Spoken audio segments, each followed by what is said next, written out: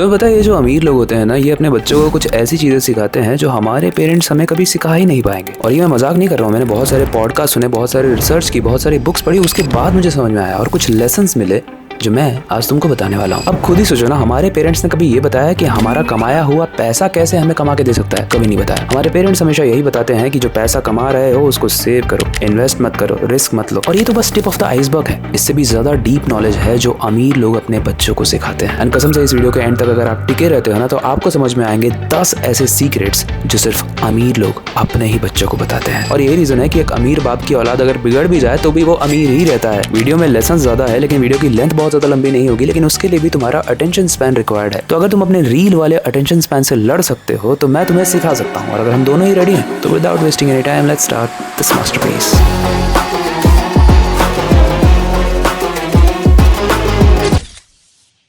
Lesson number 1 है long term सोचना सीखो। देखो मैक्सिमम लोग क्या करते हैं ना, अगले संडे तक की बस प्लानिंग करते हैं। 5 दिन काम करेंगे, फिर सैटरडे संडे या फिर संडे को एंजॉय करेंगे, बस इनकी यही प्लानिंग होती है। लेकिन ये जो रिच लोग होते हैं ना, ये 10 साल की प्लानिंग करते हैं। तुम खुद ही सोचो, अगर तुम्हें बोला जाए कि तुम 10,000 रुपए 10 साल के लिए इन्वेस्टेड रखो और बस उसे भूल जाओ, उसे टच मत करो, उसे देखो मत, तो तुम्हारे लिए कितना ज्यादा इम्पेशेंट हो जाएगा ना। काफी लोग बीच में उसे निकाल लेंगे या फिर काफी लोग तो शायद 10,000 रुपए अपने डालेंगे ही नहीं। 10 साल में इसका रिटर्न मिलेगा, ओह कौन डालेगा। और इसीलिए महान बिल गेट्स ने कहा था, most people over estimate what they can do in 1 year and under estimate what they can do in 10 years. अगर तुम्हें नहीं समझ में आया तो मैं तुम्हें बता दूं कि मैक्सिमम लोग सोचते हैं कि वो 1 साल में बहुत कुछ कर लेंगे, और ये ओवर एस्टिमेशन होता है। लेकिन वो इस पोटेंशियल को नहीं समझ पाते हैं कि वो अगले 10 साल में क्या क्या कर सकते हैं। इसलिए जो रिच फैमिलीज होती है ना, ये शॉर्ट टर्म एक्साइटमेंट के पीछे कभी नहीं भागती है, वो कंपाउंडिंग के पीछे भागती है। लेसन नंबर 2 है एसेट्स एंड लायबिलिटीज में फर्क। सोचो 2 दोस्त हैं, पहले दोस्त ने अपनी पहली सैलरी से आईफोन खरीद लिया, दूसरे दोस्त ने वही पैसे किसी स्किल, किसी कोर्स या फिर साइड बिजनेस में लगा दिए। अब 5 साल के बाद आईफोन तो आउटडेटेड हो चुका होगा, लेकिन रेलेवेंट कौन रह जाएगा?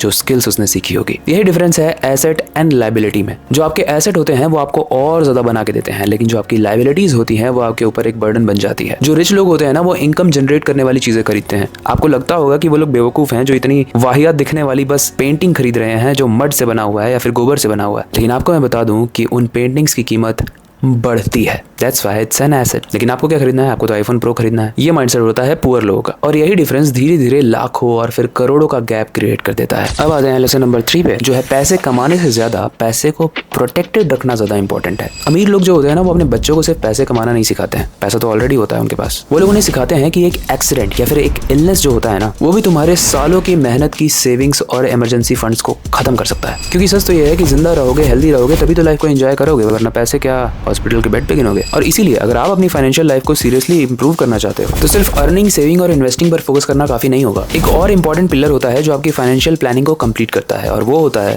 इंश्योरेंस। अब इंश्योरेंस के साथ प्रॉब्लम ये है ना कि ज्यादातर लोगों को क्लैरिटी ही नहीं होती। क्लैरिटी जैसे टर्म इंश्योरेंस लेना चाहिए या फिर नहीं, कितना कवर सफिशिएंट है, हेल्थ इंश्योरेंस में रूम रेंट लिमिट कितने होते हैं, वेटिंग पीरियड्स का और एक्सक्लूजन्स का क्या मतलब होता है, ये नहीं पता होता है लोगों को। और सबसे इंपॉर्टेंट, कौन सी पॉलिसी आपके लिए एक्चुअली इंपॉर्टेंट है और कौन सी बस एग्रेसिवली सेल की जा रही है। और इसी वजह से मुझे डिट्टो इंश्योरेंस का अप्रोच काफी प्रैक्टिकल लगता है। डिट्टो एक zero the bag insurance advisory platform है जो इंश्योरेंस को simple and easy to understand बनाने की कोशिश करता है। यहाँ आपको honest and spam free guidance मिलती है, वो भी बिना अननेसेसरी सेल्स प्रेशर के। उनका फोकस आपको इंश्योरेंस के प्रोडक्ट को समझाना होता है ताकि आप इन्फॉर्म्ड डिसीजंस ले पाओ। अब बात चाहे टर्म इंश्योरेंस की हो या फिर हेल्थ इंश्योरेंस की। और इसी पर्पस को सर्व करने के लिए डिट्टो एक फ्री इंश्योरेंस मास्टर क्लास भी कर रहा है, जिसे 50,000 से ज्यादा लोग ऑलरेडी अटेंड कर चुके हैं। ये एक 2 डे लाइव वेबिनार सीरीज है जहाँ हर सेशन लगभग 60 मिनट का होता है, और एक बार रजिस्टर करने पे आपको दोनों ही सेशंस का एक्सेस मिल जाता है। इसका डे 1 लाइफ इंश्योरेंस पर फोकस्ड होता है। इसमें टर्म इंश्योरेंस का रोल, कितना कवरेज होना चाहिए और पॉलिसी चूज करते वक्त जो लोग कॉमन मिस्टेक्स करते हैं, उन सारी चीजों पर डिटेल में डिस्कशन होता है। डे 2 में हेल्थ इंश्योरेंस को कवर किया जाता है। इस सेशन में रियल क्लेम स्टोरीज के through policy exclusion, waiting periods, claim process और उन मिस्टेक्स को एक्सप्लेन किया जाता है जो क्लेम के टाइम पर प्रॉब्लम क्रिएट कर सकती है। मुझे इस वेबिनार की सबसे अच्छी बात यह लगती है कि सिर्फ कॉन्सेप्ट्स को एक्सप्लेन नहीं करता, बल्कि प्रैक्टिकल एग्जांपल्स के साथ बताता है कि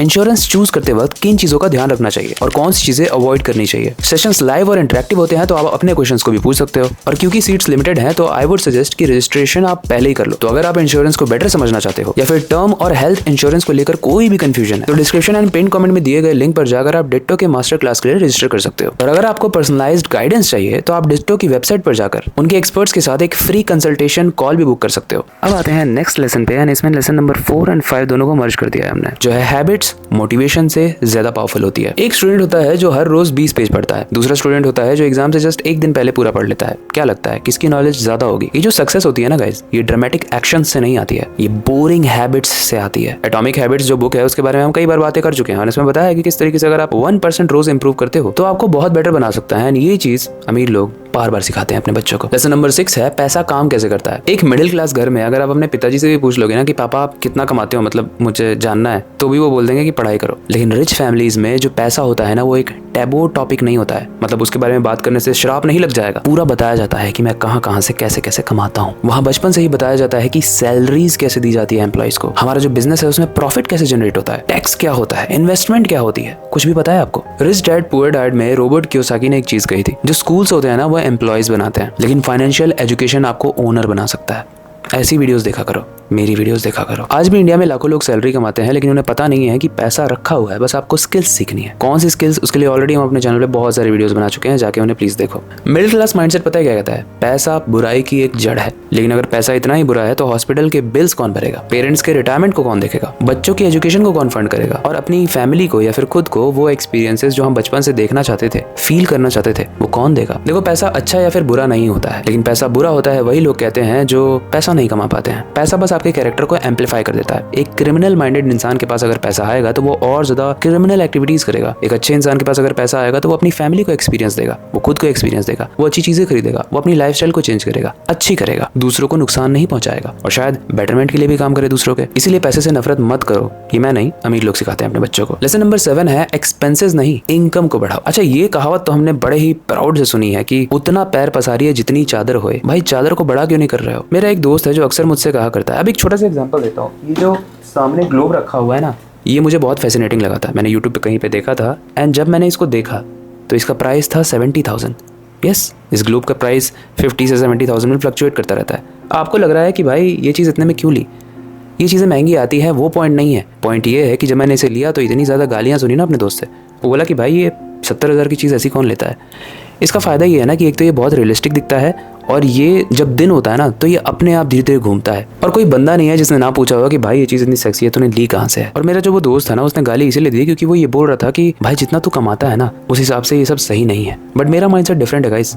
मेरा माइंडसेट ये है कि आपके पास जितना पैसा है आपको जो करना है करो और धीरे धीरे आप फोकस करो अपनी अर्निंग को एक्सपैंड करने में। और वो हो सकता है आप एक ही चीज से ना कर पाओ, इसलिए मल्टीपल चीजों में जाओ। यूट्यूब के अलावा मैं सॉन्ग्स भी करता हूँ, उसके अलावा मैं और भी चीजें कर रहा हूँ, बिजनेस भी ट्राई कर रहा हूँ। ट्रायल और एरर मेथड से कोई नहीं रोक रहा है आपको और यही चीज सिखाते हैं अमीर लोग अपने बच्चों को। लेसन नंबर 8 बहुत इंपॉर्टेंट है, खुद की वैल्यू बढ़ाओ। मार्केट डिग्री रिवॉर्ड नहीं करती है, मार्केट वैल्यू रिवॉर्ड करती है। इस चीज को वापस से सुनो। आज एक average coder, average salesman, average content creator, average communicator, इन सब की इनकम में आसमान जमीन का फर्क है। मतलब एवरेज होने के बाद भी वो नॉर्मल लोगों से ज्यादा कमा रहे हैं क्योंकि उनके पास जो स्किल है वो रेयर है। और इस एवरेज से मुझे याद आया, जब मैंने अपनी नई मर्सिडीज ली थी ना, तो जब मैं कार को ड्राइव कर रहा था तो मेरा एक फैमिली मेंबर था जो साइड में बैठा हुआ था, आई मीन दूर का रिश्तेदार। वो पूछता है कि भाई ये गाड़ी एवरेज कितना देती है। मर्सिडीज, BMW या कोई भी लग्जरियस कार एवरेज देखने वाला नहीं लेता है। जस्ट अ थॉट, एवरेज देखने वाला एवरेज गाड़ियां लेता है। I mean not to demotivate you, just to motivate you कि जस्ट लेवल अप गाइस। और यही रीजन है कि जितने भी अमीर लोग होते हैं ना उनके पास लग्जरियस कार्स होती हैं क्योंकि उनको एवरेज नहीं देखना होता है भाई। ओके, लेसन नंबर 9 है प्रॉब्लम्स को सॉल्व करो, भागो मत उससे। जेफ बेजोस है ना, उन्होंने सिर्फ बुक्स बेच के पैसे नहीं कमाए, उन्होंने शॉपिंग को इजियर बनाया। मार्क ज़करबर्ग ने वेबसाइट नहीं बनाई, उन्होंने कनेक्शंस बनाए। आपके आसपास बहुत सारी ऐसी प्रॉब्लम्स हैं जिसे आप सॉल्व कर सकते हो, लेकिन आप उनसे भाग जाते हो, उनको इग्नोर करते हो। उन्हीं प्रॉब्लम्स को अगर आप किसी चीज में कन्वर्ट कर दो, किसी सर्विस में कन्वर्ट कर दो, किसी बिजनेस में कन्वर्ट कर दो,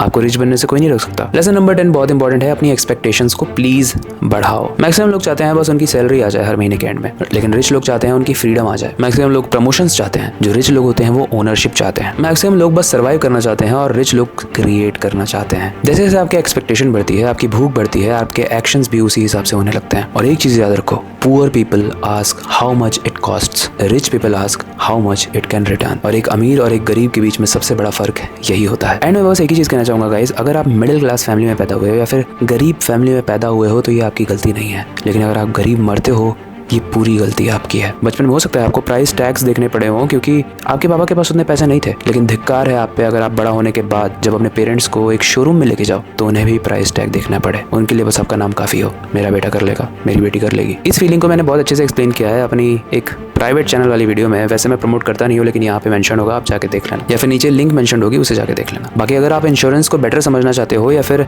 हेल्थ या फिर टर्म इंश्योरेंस को लेकर कोई भी कंफ्यूजन है, तो आप डिट्टो के मास्टर क्लास को जरूर ज्वाइन करना। Link pin comment and description में है। आई होप ये वीडियो आपको अच्छी लगी होगी। अगर वीडियो अच्छी लगी है तो इस वीडियो को लाइक जरूर कर देना। बाकी एक चीज याद रखो, आपकी फ्यूचर की शुरुआत होती है कैसा आप खुद के लिए बिलीव करते हो, और अगर आप खुद पर बिलीव करते हो कि आप बन जाओगे अमीर सक्सेसफुल, तो कमेंट करके बस एक चीज आना, बिलीव। मुझे पता चल जाएगा आपने इस वीडियो को यहाँ तक देखा है। बाकी हमारे चैनल के बाकी वीडियोस को भी चेकआउट करना है, एंड प्लीज चैनल को सब्सक्राइब कर देना भाई। रोज रोज नहीं बोलूंगा, कभी कभी तो बोलना पड़ेगा। आई होप ये वीडियो अच्छी लगी होगी। बाकी हमेशा की तरह फिलहाल के लिए वक्त आ चुका है इस वीडियो को एंड करने का, नई सुपर इंटरेस्टिंग वीडियो पर काम शुरू करने का। लेकिन जाने से पहले मैं हमेशा की तरह बस एक ही चीज कहना चाहता हूँ, अपनी क्यूरियोसिटी को डाय मत होने देना, नई चीजें सीखते रहना।